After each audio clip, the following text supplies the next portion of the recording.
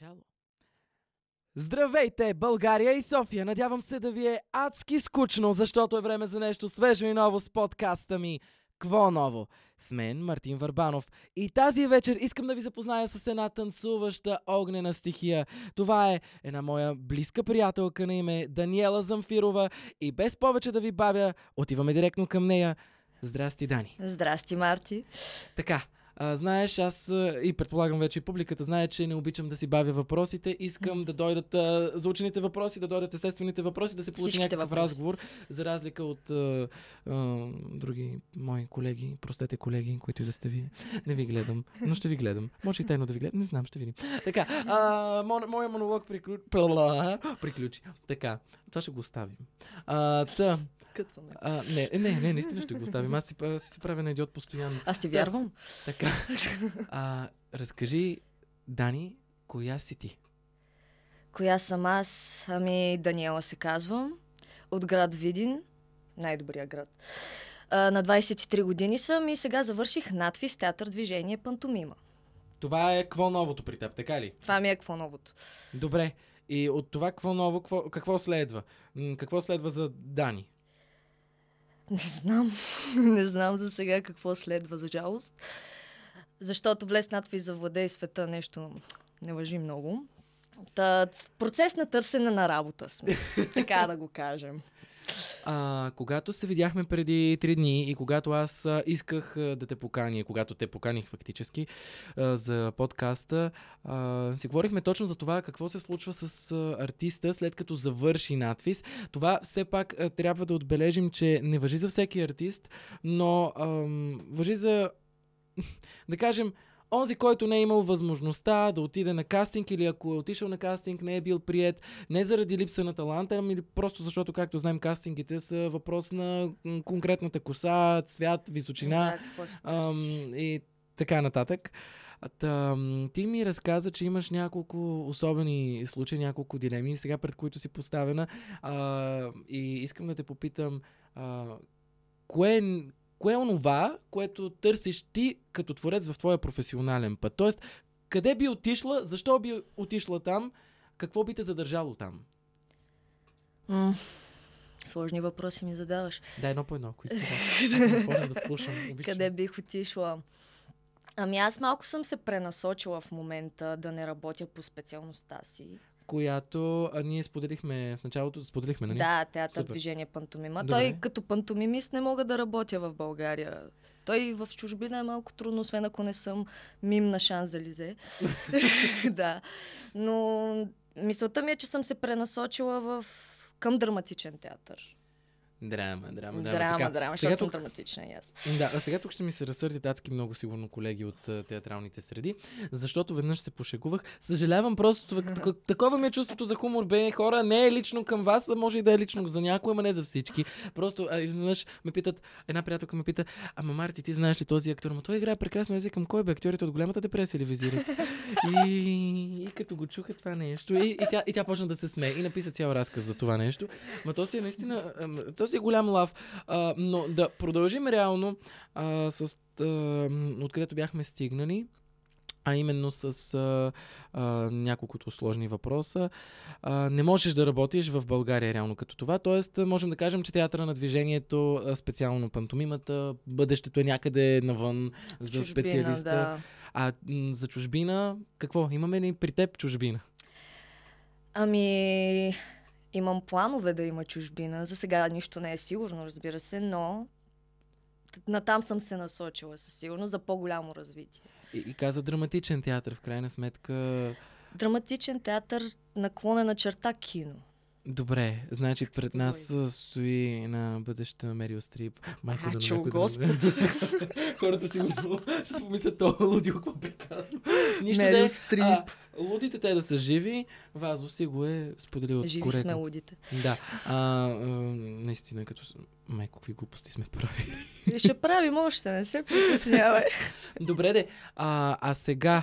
В България какви са възможностите? Според теб за един млад специалист, който всъщност иска отчасти да преквалифицира отчасти, нали, към драматичен театър? Възможностите ни са драматичните театри, които, както сме си говорили с теб, не се влиза просто така. Да. Има недостиг на места също в поне столичните, със сигурност. То е препълнено. Да, то е препълнено. Та за развитие, освен ако не се... Нали за в България говоря? Да. Освен ако не снимаш реклами или сериали някакси, за театър е малко по-трудно, поне от това, което съм чула и от колеги, които са завършили драматичен театър, пък камо ли за хора, които не са. То това аз съм си го говорил и всъщност с риска да се повторя, защото все пак, ако погледнем картинката, имаме колко? 5 вуза, които пускат драматични актьори, нали така? Всъщност, само в надпис и в момента, доколкото знам, само твоя преподавател остана от катедрата за танцово изкуство, за танцов театър. Да. Само той ли е активен преподавател? Всички, само там има куклен театър и танцов театър. Под някаква форма. Било театър на движение, театър пантомима. Никъде другаде тези артисти ги няма. И в същото време най-търсеното са драматичните артисти, уж. Нали? Като изключим, да кажем, сега младежки театър, в който влязоха изключително много куклени актьори.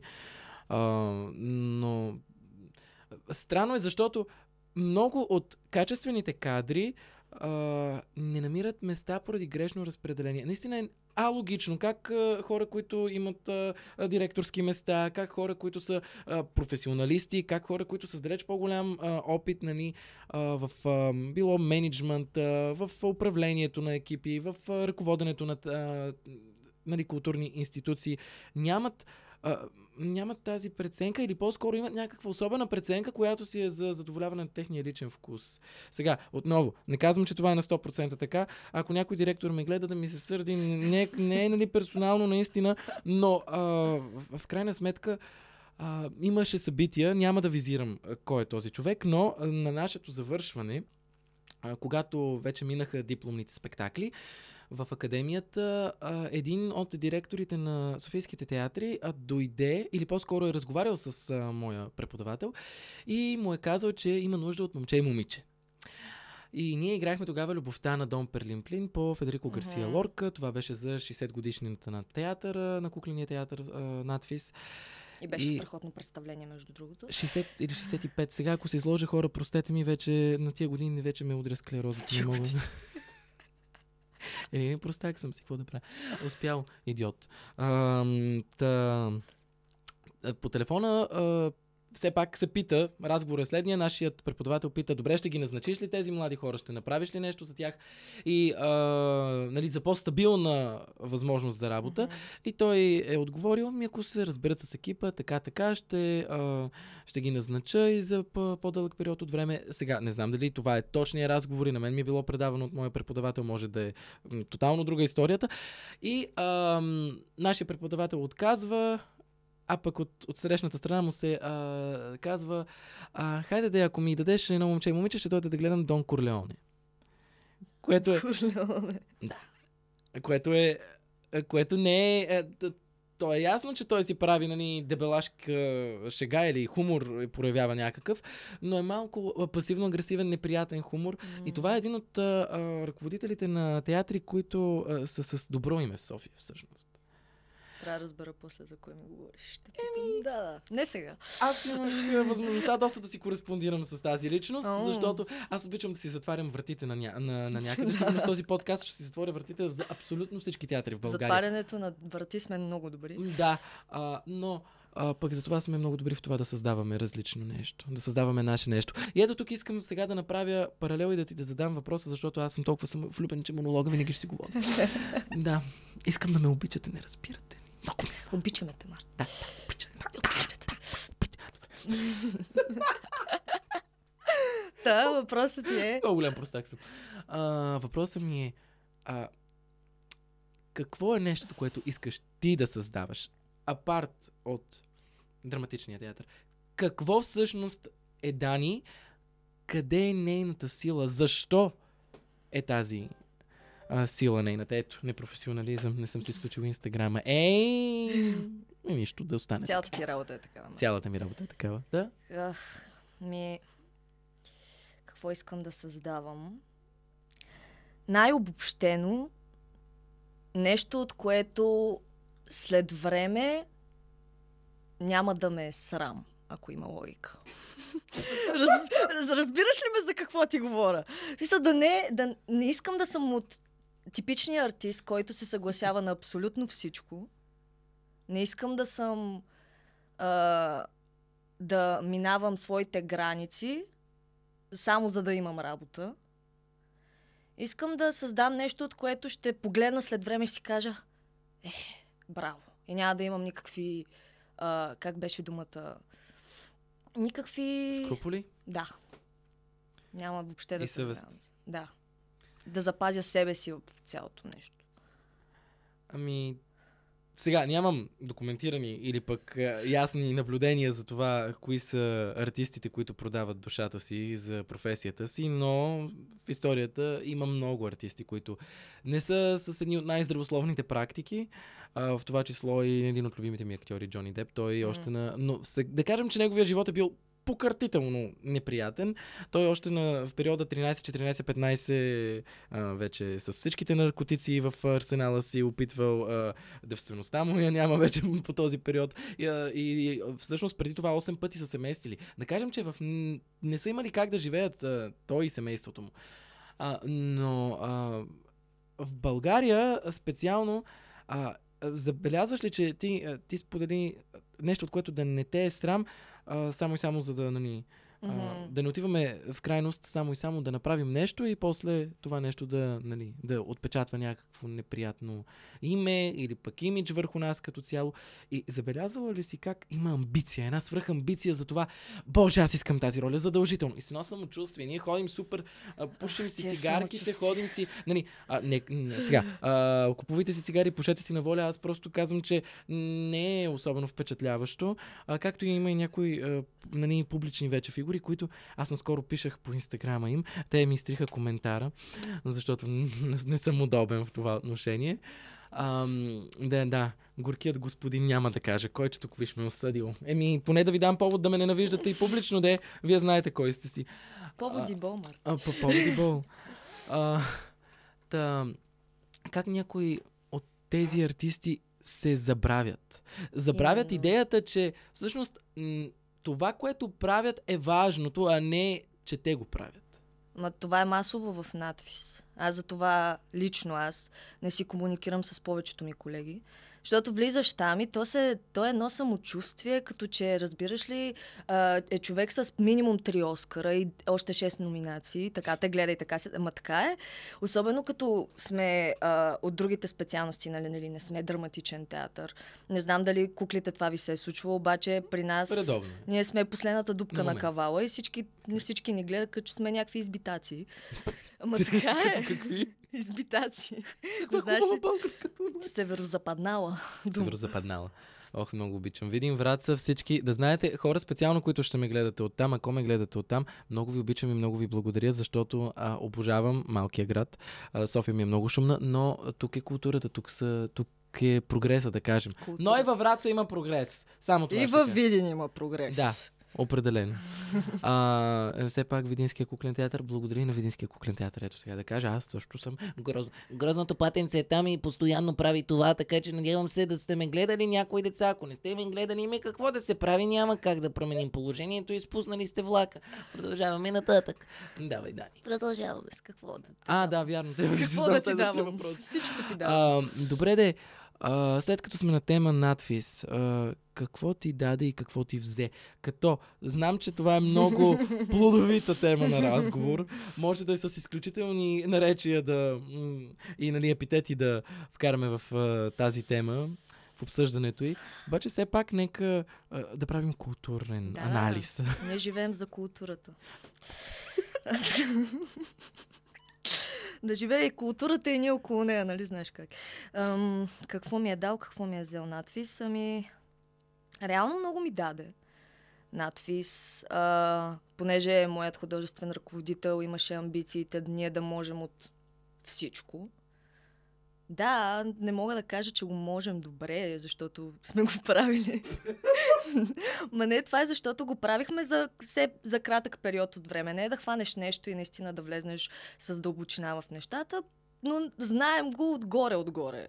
Запознати сте, не сте без обща култура така. По това направление. Да, доста неща сме пробвали моя клас. Имахме повече часове драма, отколкото други класове в академията от театър движение. Имахме неща, които не се преподават в академията, като каскади. Да, това ни го уреди нашия преподавател. И да, акробатики, всякакви сценични боеве. Смятам, че нашият клас завърши с доста богата движенческа култура. Тук мога да споделя, че наистина някои преподаватели се стараят. Някои от тях наистина се стараят да ти предадат всичко, което те могат или са научили, или пък правят така, че да имаш тези дисциплини, защото за куклени актьори ще си кажеш, той си играе с кукли. Хора, кукленият театър не е само с кукли. Това не е бебешка игра. Разбирате ли? Ако не ме разбирате, ще ме разберете. Имахме също въздушна акробатика, сценична акробатика. Ние реално би трябвало да стоим скрити. Това не е точно така. Имахме и каскади и съвременни бойни техники. Не, сценични бойни техники, пардон. Казахме какво ни е дало надвис. Имаме умения, имаме качества, имаме дисциплина, между другото. Дисциплина, много, да. И какво обаче ти взе надвис? Ето тук можеш да си колкото цвето ще искаш, колкото ти е приятно, с една огромна, удивителна. Ще сложим точка, хора. Точка 18, моля, не, ще се опитам така. Какво ми взе? Аз това, което обичам да отговарям, като ми задават такъв въпрос, че малко или много ми взе тялото. Защото заради това, че трябваше да покривам някакви стандарти в надвис и някои от преподавателите ми имаха болни амбиции, бих казала. И това, че също преподавателите не се съобразяват много с здравето на артистите, поне в моят опит. Малко си оставих гръбначния стълб и единия крак там.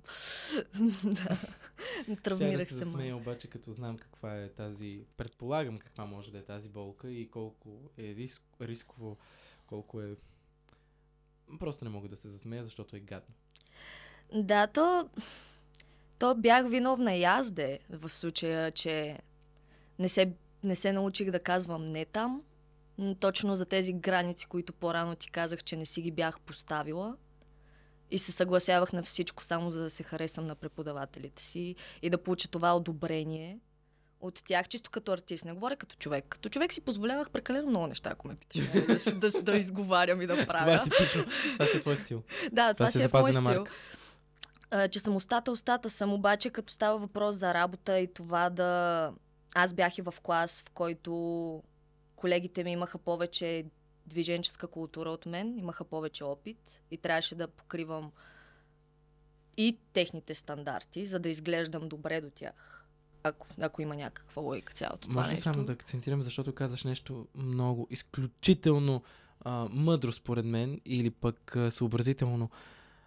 Не бива да си позволяваме да не покрием минимума. Защото по този начин самите ние, когато сме в екип, не изглеждаме добре. Да. Тоест, отново, до всички аудитории, които гледат, тези, които сте го научили похвално, сигурно много бой сте изяли и хляб сте месили, докато го научите, но тези, които все още не го знаят, не покривайте стандарта на някой друг за вас, но покривайте минимума, който вие виждате, че е необходим, за да може да сте конкурентно способни. За да може да ви възприемат реално като професионалисти. Не се задоволявайте с отбиването на номера или една друга дума, дето не бива да я казвам, защото сме в ефир. Добре. Смятам, че трябва да се научите да си поставяте свои стандарти. Това е, според мен, нещо, и което и надвис ме научи по лошия начин. Не дойдоха да ми го... Мисля, не ме научиха на него с... просто ето така. С нещата, които се случиха, просто... Ако кажа още веднъж думата, просто ще се застрелям. Спокойно, и аз съм така с всъщност. И всъщност. Да, но трябва да се научим да си поставяме сами стандарти и да държим ниво. Това е просто да държим ниво и, както казах ти, да не отбиваме номер, защото театър или кино с отбиване на номер няма как да се случат нещата просто. Винаги трябва да се бориш да дадеш най-доброто от себе си, но нека тези амбиции да не са болни. И нека да не са на цената на здравето ти. И то на друг човек. Да. И на друг човек също така. Да, надвис здравето ми взе със сигурност. Малко от нервната система е така. Само толкова една-две-три нервни кризи, малко по консултации с психолог. Да. И парите за семестър. Този семестър, между другото, се качи доста, но предполагам си има техни съображения. Вероятно. Толкова по отношение включването на по-слабите социални единици. Но поне ни направиха ремонт на 103-та. Който знае 103-та, друго е вече. Вече е ремонтирана, да. Аз бях като ние завършихме, естествено. Да. Той аз. Да. Не можех да я позная, наистина много красиво изглежда вече. Да. Добре де. Сега едно. То може би е доста голямо клише, може би доста от темите, за които говорим са клише, обаче все пак доктор Майкъл Нютън в книгата си Пътят на душите, перефразирам, аз само още в началото съм я чел и не съм я довършил, но зная, защото ми е разказвано за нея, че има една мисъл, ако този човек или това събитие липсваше от вашия живот в конкретния момент, в конкретната времева рамка, линия, какво щеше да липсва от вашият характер днес? И ето това е нещо, с което аз абсолютно на 100% искам да не приемам. По-скоро приемам, но не съм съгласен. По някакъв начин. Все едно имам съпротивление. Зная, че така, зная, че няма какво да променя. Но тези хора, ако не са те, после ежедневието в професионалните живот, хората, които наистина са, може би, негативно настроени, хората, които наистина не ги е грижа, могат наистина да те потрушат. Сега конкретно не знам дали твоя преподавател е бил с такъв умисъл, но аз разбрах, че да, дори моите преподаватели да имат някои навици, които смятам, че не ги поставят в добра светлина, че те не са добър пример за собствените си студенти. Смятам, че все пак те ни каляват да сме устойчиви. Така е, това съм напълно съгласна. Аз това винаги съм го казвала. Колкото и да... Защото си признавам, доста съм си говорила лоши неща за академията. Заради... да. Нормално е сега, като не се случват само хубави неща, е нормално. Но въпреки всичките неща, които съм говорила, аз, като се замисля, аз сигурно пак бих го записала същото, по същия начин. Защото, както казах по-рано, доста са ме научили за това, за да си поставям границите и какво не искам в работата си за напред. Защото това, което ти казах сега с тялото, че ми се потрошиха или, както каза ти, че преподавателите имат лоши навици и доста голям шанс да ни потрошат и всичко останало.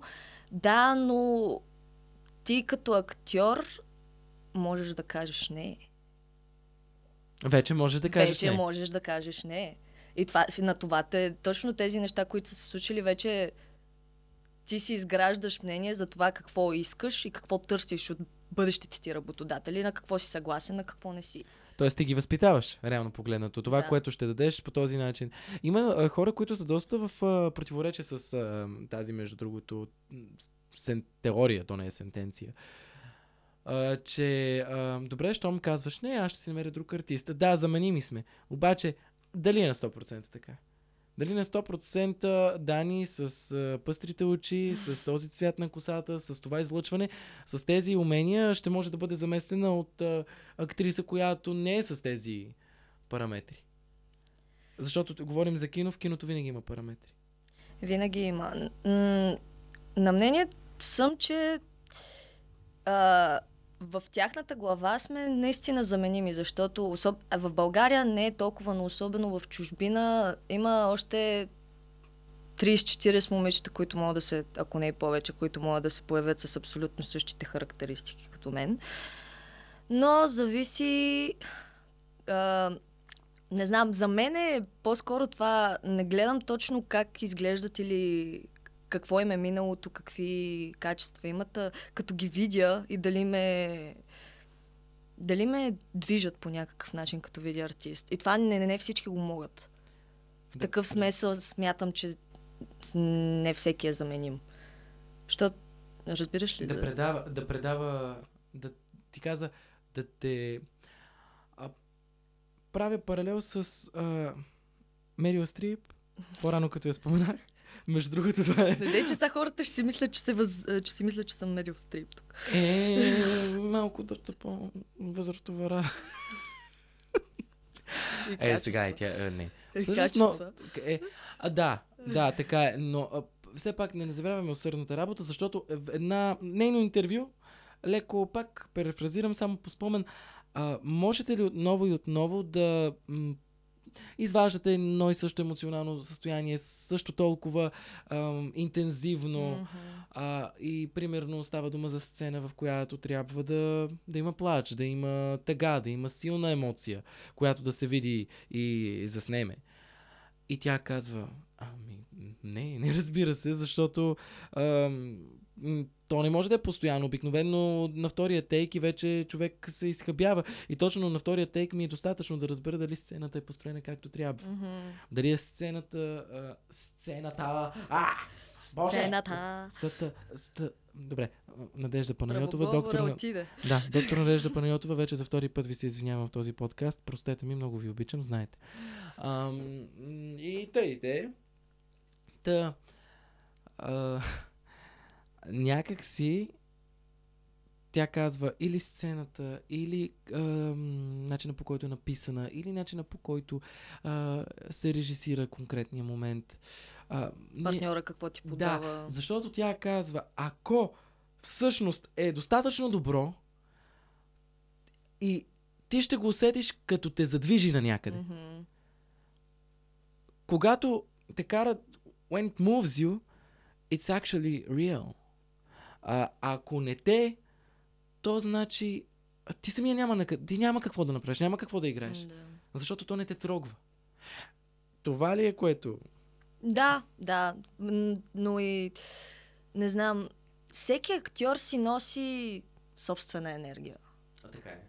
И освен качествата, то просто е начина, по който играеш различен от другите. Няма един човек, който да играе по един и същи начин с другия или да минава през един и същи процес като останалите.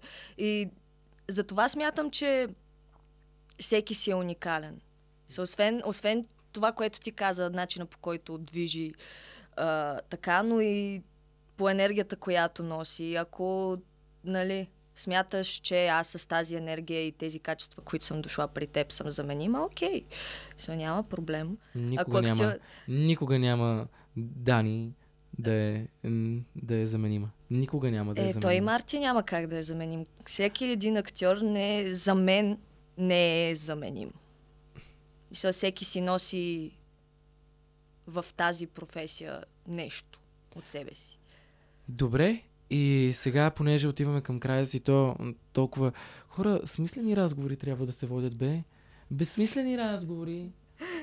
Тук само смислени разговори. Човек това... пусни малко простотия. Да, врачанска шурубаджанащина. Внимавай, че имаш видимо среща. Не дърпаме по-назад. Добре, докъде искаш да стигнеш, Дани? Реално докъде? Аз не знам дали се преповтарям вече, но просто до момент, в който знам, че съм дала всичко от себе си, доволна съм от това, което съм постигнала и нямам никакви нямам неща, за които съжалявам и които бих променила в целият процес на развитието, на моето кариерно развитие. Да. Аз си пожелавам колебанията и все още търсенето да стигнат до някакъв пристан, да намериш посоката и да покажеш на целия свят, ако можеш, на целия свят тази огнена стихия, която си, да покажеш на какво си способна и да докосваш, да движиш енергията и да ангажираш хората. С любов, с светлина, с това, което си ти. И искам да те помоля сега за едни последни думи към нашите и слушатели, и наблюдатели в социалните мрежи, към публиката на Какво ново? Ами, преди да кандидатствате в надвис, колеги, искам да сте готови за това. Трябва наистина да сте подготвени, че първо професиите, които сте си избрали, не са лесни, трябва да сте отдадени, трябва да влагате много любов, работа, труд, пот, кръв, всичко. И да не се предавате и да вярвате в себе си. Защото смятам, че можем да постигнем абсолютно всичко, стига да работим и да вярваме в себе си. От Даниела Замфирова. От Даниела Замфирова, разбира се. За всички прекрасни, готини, супер яки мои последователи. Обичам ви, бе. От дъното на душата си ви обичам. Няма да спра да ви обичам. Така. И аз ви пожелавам да имате чисти души и да не се възгордявате, когато се качите на върха, защото със сигурност някои хора са определени да бъдат на върха, но на върха е доста проветливо. И самотно. И студено. Лили Иванова и една реплика от сега на шумелият Гунди, легенда за любовта. Във филма същото се споменава. И то познайте кой казва тази реплика. Това е сега да не объркам. Професор Пенко Господинов казва тази реплика в своята роля там. И да сме живи, и да сме здрави. И приключваме тази вечерния, защото ще е вечер 7 часа, да. Приключваме тази вечер с епизода на Какво ново. Надявам се вече да не ви е скучно, защото видяхте Боби Замфирова. Има приятелка на име Боби Замфирова и ще се виждам утре с нея. Защото видяхте Боби Замфирова. Извинявай, помислих си нея. Аз ще я покажа. Вие сте си някакви фамилии. Видяхте Дани Замфирова.